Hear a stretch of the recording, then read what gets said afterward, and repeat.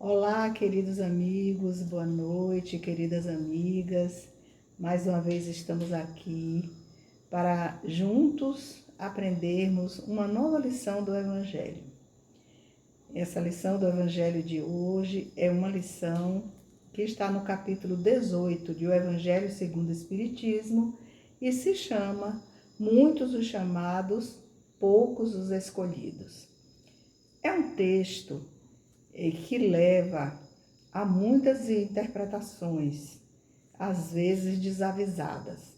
Entretanto, nós aprendemos com nossa irmã Amélia Rodrigues, com nossa irmã Joana de Ângeles, esses dois espíritos maravilhosos que eu gosto sempre de apresentar no início dos comentários, né? Foram pessoas que nasceram aqui na Bahia, renasceram, a Bahia que produz tanta gente maravilhosa, e elas passaram muito tempo no mundo espiritual fazendo suas pesquisas.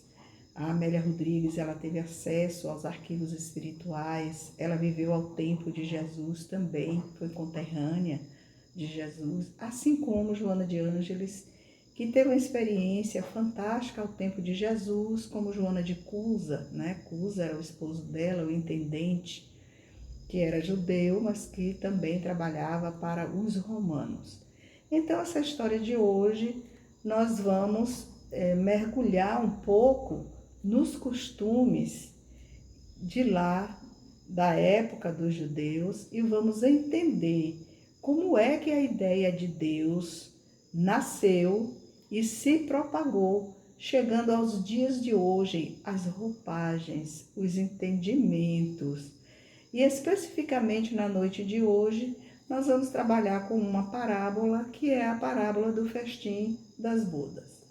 Nós aprendemos que as parábolas, ela é uma linguagem de esclarecimento que vai tocar a alma, porque quando o homem não consegue compreender, usando a sua inteligência, os fatos, as situações, as questões, então se usam desses mecanismos de fábulas, de lendas, e as parábolas também fazem parte desse mecanismo da linguagem, que consegue atingir o entendimento através de histórias. Jesus era um mestre na contação de parábolas. E vamos entender essa bem direitinho. Vamos iniciar fazendo o nosso estudo do capítulo 18. O capítulo 18, ele é toda uma composição fantástica que vai envolver Mateus, Lucas e João para esclarecer, que são evangelistas, né?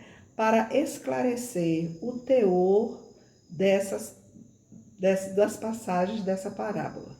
Então, nós vamos ler todo o texto do Evangelho, depois nós vamos voltar parágrafo a parágrafo, explicando o significado das situações que Jesus colocou nesta parábola do festim de bodas. Então, vamos iniciar. O capítulo Muitos os chamados, poucos os escolhidos, ele se compõe de 5 itens que são explicados pelo nosso irmão Allan Kardec. Aí vem primeiro a parábola do festim de bodas, que é o que nós vamos estudar juntos, tá? Com o texto de Mateus, capítulo 22, versículos de 1 a 14. O segundo texto é a porta estreita, comentado por Mateus e Lucas. O terceiro texto, nem todos os que dizem Senhor, Senhor, entrarão no reino dos céus, também Mateus e Lucas. O quarto texto, muito se pedirá aquele que muito recebeu. Então, nós temos 4 textos aí, esse último, muito se pedirá aquele que muito recebeu, é um texto de Lucas e João. Veja que todos esses textos do Evangelho colocados aqui, eles estão no mesmo significado do título, muitos os chamados, poucos os escolhidos. A gente vai aprender quem foram esses que foram chamados, se ainda continuam chamados, e compreender por que escolhidos. É aí onde nós temos encontrado muitas pessoas fazendo a tradução, digamos assim, de entendimento dessa expressão que poucos os escolhidos. Mas nós vamos, na noite de hoje, esclarecer tudo isso para que vocês não esqueçam. E vamos também, no final, na segunda parte, nós vamos colocar o esclarecimento da nossa irmã Joana de Ângeles a respeito de uma análise que ela faz a partir da psicologia profunda. Eu vou logo esclarecer a vocês que algumas pessoas me telefonaram perguntando o que é psicologia profunda. Veja bem, quando a gente trabalha o ser humano, a gente trabalha ele sob o ponto de vista de corpo e alma. Se você admite só a existência do corpo, você vai avaliar as situações, você vai entender, você vai tentar discernir a partir da experiência na Terra, a partir da experiência da existência. Se você vai avaliar as situações, os fatos, você vai avaliar do ponto de vista da alma, aí você vai ter que colocar uma dimensão, que é a dimensão da imortalidade. Então, a Joana faz uma análise de corpo, né, a existência aqui na Terra, e faz uma análise de alma, partindo do princípio da imortalidade, da possibilidade de nascer de novo, colocando outros elementos sob o ponto de vista do psiquismo humano, sobre o ponto de vista psicológico. Então, está aí essa dicotomia de corpo e alma, para vocês compreenderem de uma forma bem simples, porque a gente está ensinando assim, bem primariamente, para que a gente consiga atingir o maior número de pessoas. Qualquer dúvida, a gente já tem falado com algumas pessoas que elas enviem o WhatsApp, que a gente pode conversar pelo WhatsApp, telefone, como elas preferirem, e a gente pode explicar alguma coisa que a gente tenha dito que não ficou muito claro, tá bom? Aí nós vamos para as instruções dos espíritos. Os espíritos, nesse texto, trazem duas instruções. O primeiro texto chama-se Dar-se-á aquele que tem. Ora, se eu já tenho, vai me ser dado mais? Quem é que escreveu esse texto? É a primeira curiosidade, né? Foi um espírito amigo. Vocês sabem quem é que assina como espírito amigo? É a nossa irmã Joana de Ângeles. Ela foi colaboradora da pleiade de espíritos que compuseram a doutrina espírita, né, que trabalharam nesse grande projeto amoroso para relembrar a nós todas as coisas que Jesus já houvera ensinado há muitos séculos lá em suas terras. O segundo texto, pelas suas obras é que se reconhece o cristão, é um texto assinado por Simeão, um espírito também que trabalhou na codificação. Então vamos ver aqui a parábola do festim das bodas. Falando ainda por parábolas, relembrando o que eu tinha dito, né, que Jesus usa esse mecanismo da linguagem para que a gente consiga aprender com o coração, com a alma. Disse-lhe Jesus: o reino dos céus se assemelha a um rei que, querendo festejar as bodas de seu filho, despachou seus servos a chamar para as bodas os que tinham sido convidados. Estes, porém, recusaram-se ir. Nós já temos várias questões para esclarecer até aqui. O rei despachou outros servos, com ordem de dizer da sua parte aos convidados: preparei o meu jantar, mandei matar os meus bois e todos os meus cevados. Tudo está pronto, vinde às bodas. Eles, porém, sem se incomodarem com isso, lá se foram, um para a sua casa de campo, outro para o seu negócio.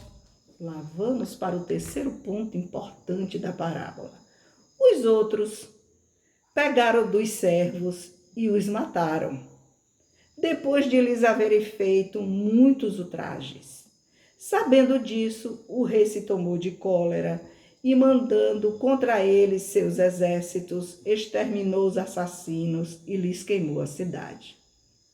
Então disse a seus servos: o festim das bodas está inteiramente preparado, mas os que para ele foram chamados não eram dignos dele. E depois as encruzilhadas, e chamai para as bodas todos quantos encontrardes. Os servos então saíram pelas ruas e trouxeram todos os que iam encontrando, bons e maus. A sala das bodas se encheu de pessoas que se puseram à mesa.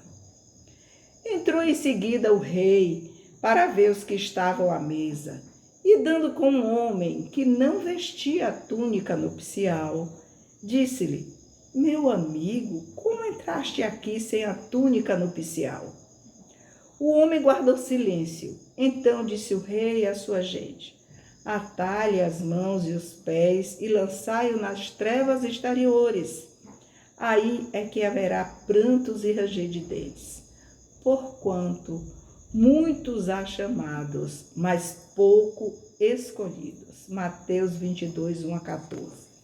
Eu escolhi como metodologia para facilitar aqueles que estão fazendo o evangelho junto conosco, que provavelmente estão com seus evangelhos abertos, a gente fazer um trabalho parágrafo por parágrafo. E em cada parágrafo ir esclarecendo quem eram esses personagens que estavam nesta parábola que Jesus contou. E nós vamos realizar isso usando essa metodologia dos parágrafos para ficar bem claro o que é que a gente precisa aprender. Então pega aí o lapisinho, anota em seu evangelho para não esquecer, porque este é um texto muito rico que vai recorrer à história e vai recorrer à nossa perspicácia, né? Nosso discernimento, a gente precisa prestar atenção. Então, vamos começar de novo, agora explicando os fatos de cada um desses personagens que estão aqui, de cada uma dessas situações que aqui estão. Falando ainda por parábolas, disse-lhes Jesus: o reino dos céus se assemelha a um rei. A primeira pergunta: quem é este rei que Jesus se refere? Esse rei que Jesus se refere é Deus. Então, nós já vamos começar agora uma trajetória histórica para saber como é que a ideia de Deus foi implantada no planeta Terra.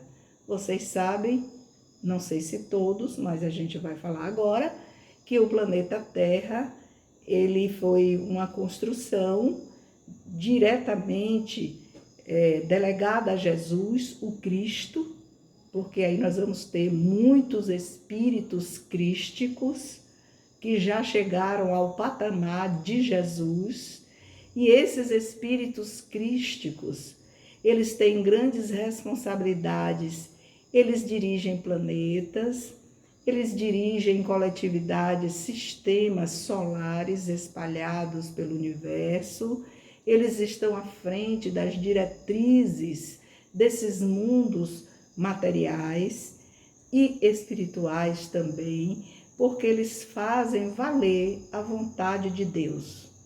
Eles têm canais de comunicação diretos com Deus. Então, eles são os emissários iluminados que fazem com que o desejo de amor, a lei de caridade se implante em todos os orbes do infinito. Quando eu falo infinito, vocês já saíram do planeta Terra, né? Nós já saímos do nosso sistema solar, nós já penetramos em outros sistemas, já caminhamos muitos anos-luz por todo o universo. Então, o rei é Deus, que, querendo festejar as bodas de seu filho, despachou seus servos. Quem era seu filho? Jesus. Por que as bodas? As bodas é um acontecimento, né, que reúne pessoas queridas, pessoas que se amam, né, para realizar uma festa de alegria, de confraternização, onde o mal não impera, só impera o bem, a harmonia. Então, é isso aí. Ele despacha seus servos a chamar para as bodas. os que tinham sido convidados. Veja bem, nós estamos falando nessa parábola de um convite e de convidados. Existe um convite para um festim de bodas e existem os convidados. Então, quem eram os convidados? Estes, porém, recusaram ir, chamar para as bodas os que tinham sido convidados. Quem eram esses que foram convidados? Os primeiros convidados foram os hebreus. Aí eu vou precisar de vocês, que vocês depois abram no próprio Evangelho segundo o Espiritismo, a primeira parte, para vocês irem lá naquela parte histórica que vai explicar todas aquelas seitas, facções que compunham o povo judeu. É onde existe a explicação dos povos hebreus, quem eles eram. A gente precisa saber tudo isso para a gente entender em profundidade, pelo menos, a profundidade que nosso discernimento já consegue alcançar, porque o discernimento, ele faz parte de conhecimento, ele faz parte de uma série de, digamos assim, de desenvolvimento da inteligência e do conhecimento, como também do conhecer-se e do viver socialmente. Isso tudo faz parte, são elementos que fazem parte de aprender a discernir. Então, a gente não aprende a discernir sem ter conhecimento e sem experienciar na vida prática o conhecimento que a gente aprendeu. Então, a gente necessita de teoria e de prática. Nós estamos aqui estudando teoria, mas na hora de praticar as lições que Jesus nos ensinou, aí é que a gente vai encontrar as dificuldades, porque as dificuldades não são os outros, a dificuldade somos nós. Mais tarde falaremos sobre isso. Então, os primeiros convidados foram os hebreus. Quem eram os hebreus? Os hebreus não eram judeus. Primeira coisa que a gente vai aprender. Eles não faziam parte do povo judeu. Os hebreus, eles viviam lá no Egito. Lembre-se que a primeira ideia de Deus se inicia lá com Moisés. Vocês estão lembrados da história de Moisés? Não vai caber aqui eu contar, que o tempo não vai dar. Mas veja bem, é através de Moisés que Deus se apresenta com suas leis, e os primeiros povos convidados foram os hebreus.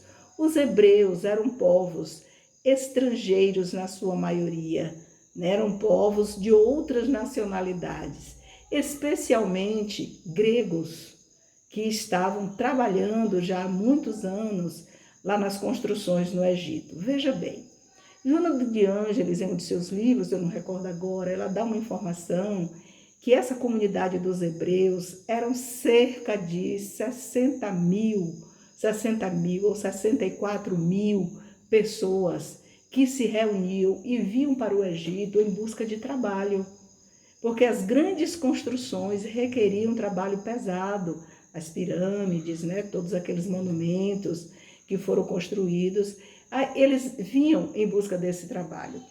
Eles eram idólatras e pagãos. Mas exatamente, olha que coisa, mas exatamente por estarem naquela terra com suas ideias, né, de costumes diferenciados, os gregos vinham com todas aquelas ideias de monumentos, né, de todos aqueles deuses do panteão grego, eles vinham de outra cultura, de outros costumes, mas todos precisavam do trabalho. Então, eles vieram. Se vocês pegarem um mapa, vocês vão ver ali, no mar Mediterrâneo, como é fácil sair da Grécia para o Egito. É no mar Mediterrâneo, que naquelas épocas era muitíssimo navegado. Hoje não mais, hoje mais são navios turísticos, né? São pessoas que estão em turismo na região. Mas naquela época era para trabalhar, eles trabalhavam indo de um país para outro, de uma região para outra, buscando trabalho. É muito perto sair do porto de Pireus, em Atenas, você pegar um barco e você chegar no Egito. Eu não lembro agora quantos quilômetros, mas lembro que é próximo. né? Mas isso a gente pode pesquisar para encontrar esses parâmetros aí. Então, os primeiros convidados, os hebreus. E agora vocês já sabem quem são os hebreus. Tá. Os convidados, eles, porém, recusaram a ir para a festa. Por que eles se recusaram a ir? Eles se recusaram a ir porque a ideia de Deus, com o tempo, ela foi ficando perdida. Lembra de Moisés? Precisou de 40 anos para fazer a travessia entre o lugar que ele estava no Egito até chegar à terra prometida. Se a gente andar por ali, a gente vai ver, meu Deus, a gente faz isso de carro muito rapidinho, não leva um dia. Se fizer de camelo, vai levar uns 4 dias. E por que ele ficou 40 anos rodando ali, esperando aquela geração, né, de ideias idólatras e politeístas? Aquela geração precisava morrer, nascer uma nova geração, para que eles pudessem aproveitar a ideia de Deus, a ideia da unicidade. Tudo está ligado no conhecimento histórico e no porquê desses acontecimentos. Então, vamos ver mais lá. Esses se recusaram a ir, porque com o tempo, vejam, eles fizeram um bezerro de ouro. Aí, o que é que Moisés fez? Moisés ficou com tanta raiva, quando ele desceu de lá, ficou irado. Isso é do homem na terra, né? A ira. A gente tem que saber como levar essa ira para que ela seja proveitosa. Aí ele quebra as tábuas da lei, ele retorna novamente ao monte e lá ele recebe uma segunda cópia, né? Uma cópia agora que Deus escreveu novamente, da mesma forma que fez a primeira, né? Com letras de fogo, escreve os 10 mandamentos, e ele desce novamente o morro e vai esperar a nova geração nascer, crescer com as ideias de unicidade. O rei despachou outros servos com ordem de dizer da sua parte aos convidados. Olha que a palavra servo, ela vai se repetindo. Os servos eram os profetas. Em todos os tempos eles estavam ali com a missão específica de não deixar morrer a ideia do Deus único. Então, esses servos representando os profetas, que fazem com que a lembrança do amor ao próximo, a lembrança dos ensinamentos, dos 10 mandamentos, não morra na mente, na memória do povo, porque o que interessava era que o povo aprendesse para ser feliz. O rei despacha outros servos com ordem de dizer da sua parte aos convidados: preparei o meu jantar. Nós já estamos agora no segundo momento, né? Mandei matar os meus bois e todos os meus cevados. O que representa essa parte da parábola do festim das bodas? Porque Jesus faz essa referência que ele preparou o jantar e ele descreve: mandei matar os meus bois e todos os meus cevados. Ele está dizendo aí que esse alimento é o alimento do corpo. Para logo em seguida, eu vou ler e vocês vão ver que o corpo precisa estar bem para acolher o alimento da alma. Porque um corpo doente, frágil, desnutrido, ele não tem condições de pensar em alimento da alma. Ele vai trabalhar para alimentar o corpo. Olha, isso é a mesma coisa que acontece em todos os séculos, não é? A gente precisa ter o alimento em casa. A gente precisa saber que na hora que o corpo precisar do alimento, ele está ali à disposição. Então eu vou poder me preocupar com as coisas da alma. Se eu tenho que trabalhar para suprir as necessidades do corpo, eu não vou ter tempo para as necessidades da alma. Olha, então é preciso haver aí uma balança, né, entre as necessidades do corpo e as necessidades da alma. Voltamos à velha dicotomia de corpo e alma. Tudo está pronto, vinde as bodas. Eles, porém, sem se incomodarem com isso, esses segundos convidados, se foram, um para sua casa de campo e outro para o seu negócio. Esses segundos convidados, quem eram eles? Aí veio o esclarecimento. Esses segundos convidados eram os fariseus e saduceus. Vamos lembrar que lá, o povo judeu, ele era dividido por facções e seitas. E a gente precisa saber as características dos fariseus e dos saduceus, porque os dois eram judeus. Mas veja bem, quando Jesus chegou àquela região, lá onde ele nasceu, havia cerca de 134 anos, mais ou menos. Como é que essas datas são as datas que não são fechadas, né? Então, é cerca de... que o Império Romano já estava lá. Então, Jesus nasce num cadinho de insatisfação, num cadinho de facções e seitas judaicas que estavam ali disputando poder, dinheiro e proeminência social. Então, o que valia era ter casas, terrenos, camelos, ouro, prata. O que valia era ter essa ascensão dentro da sociedade, daquela sociedade, para que eles pudessem ter o poder de mandar, de dizer o que quer, o que não quer, ter a influência.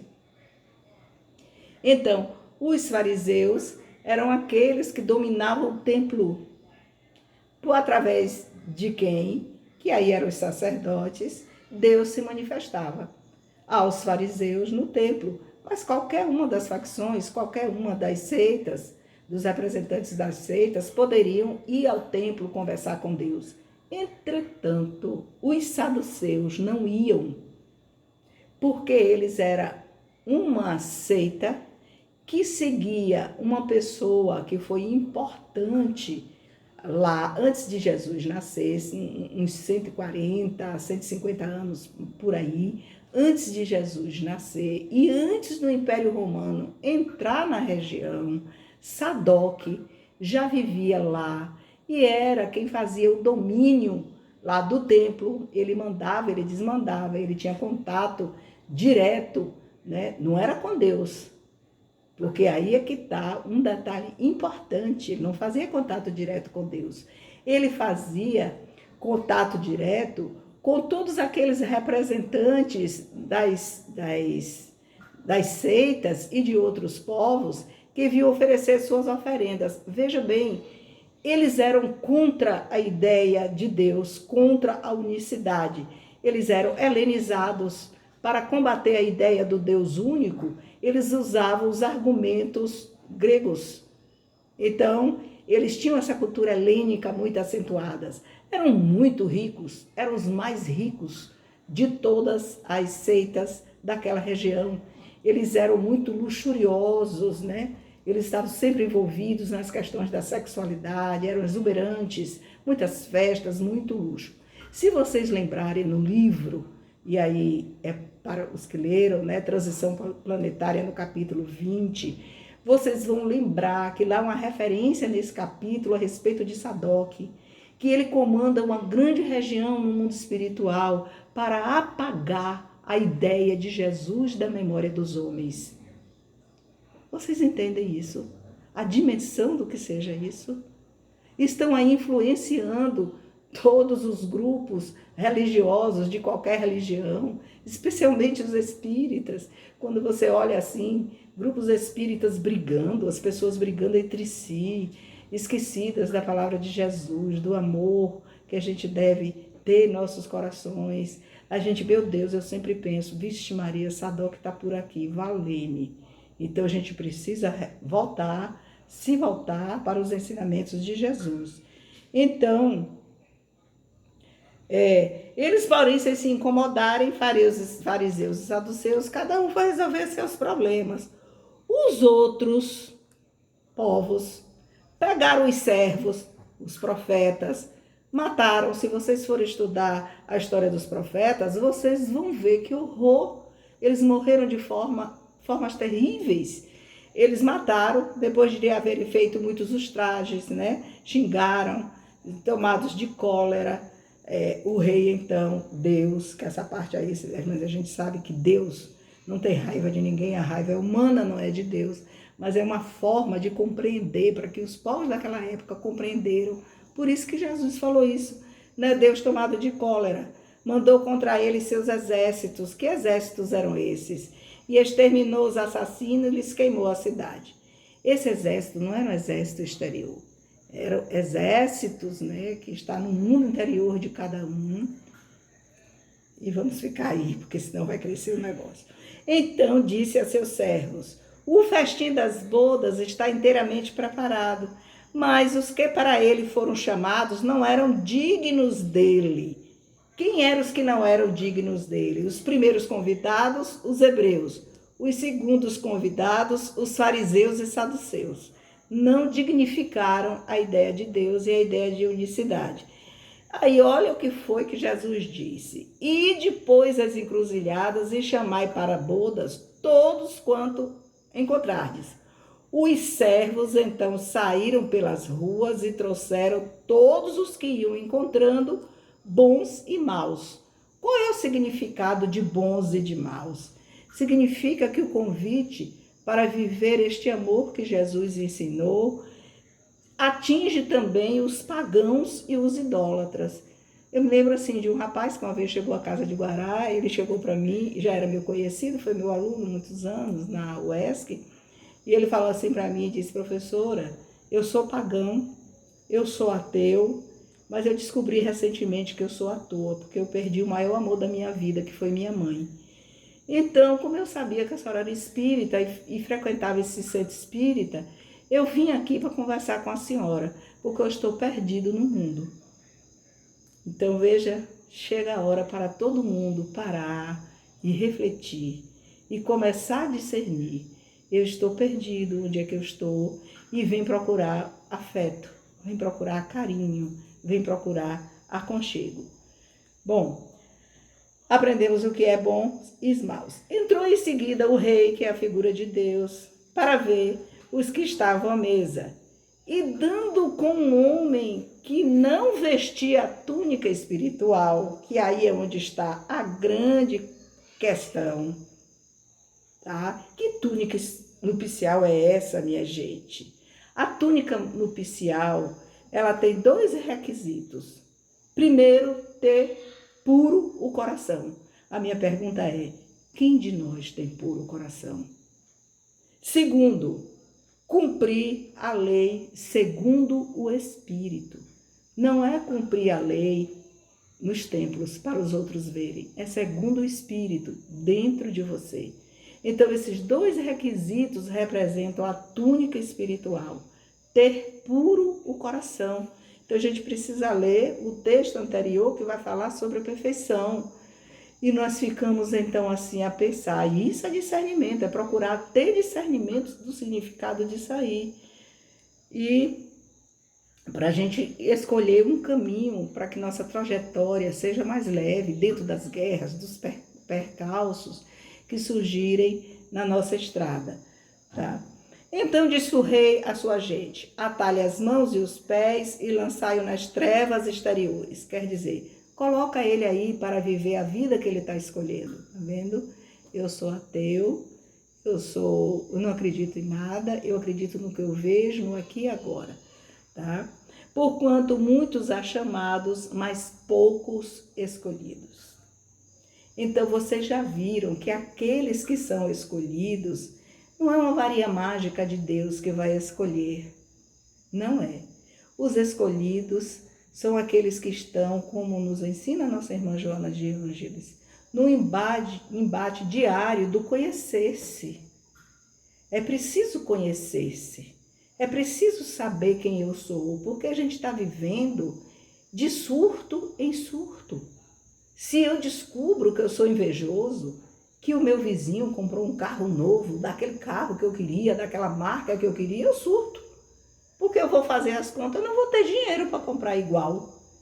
Quanto tempo eu vou levar para comprar um carro daquele? Olhe, meus irmãos, vamos nos conformar com aquele que Deus nos deu, fruto do nosso trabalho, com aquilo que a gente já conseguiu, né? E agradecer pelo que o vizinho, pelo que os outros também já conseguiram alcançar, para a gente ter essa paz de espírito, para sermos tranquilos, felizes, agradecidos por tudo que nos acontece, por tudo que acontece com os nossos irmãos.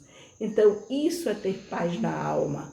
Isso é vestir a túnica espiritual e purificando o nosso interior, descobrindo aquilo que nos irrita, que nos chateia, porque, como nos ensina a nossa irmã Joana de Ângeles, a gente precisa ver os espelhos que são os outros, que refletem o que nós somos. Ouvir o que falam da gente. Tá certo que muita gente fala, refletindo também o que está dentro de si, mas é preciso prestar atenção. Será que eu sou mesmo arrogante? Será que eu sou mesmo uma pessoa ciumenta a esse ponto? Será que eu demonstro para com os outros uma raiva? Como é que os outros fazem essa leitura? E a gente vai para o fiel da balança, colocando as lições de Jesus em nossa existência. Tá aí, meus irmãos, essa foi a lição de hoje. Se a gente pudesse, teria que passar mais 30 minutos aqui, mergulhando numa avaliação psicológica, né, de todo esse comportamento do ser humano, que é um trabalho mais sutil, é um trabalho mais delicado, mas enfim, aprendemos bastante com a lição.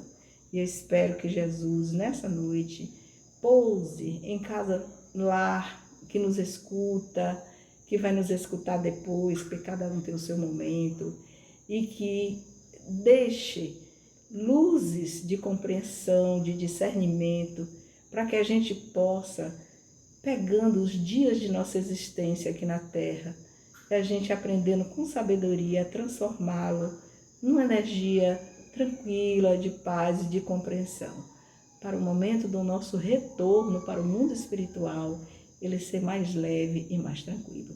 Que a paz de Jesus fique com todos.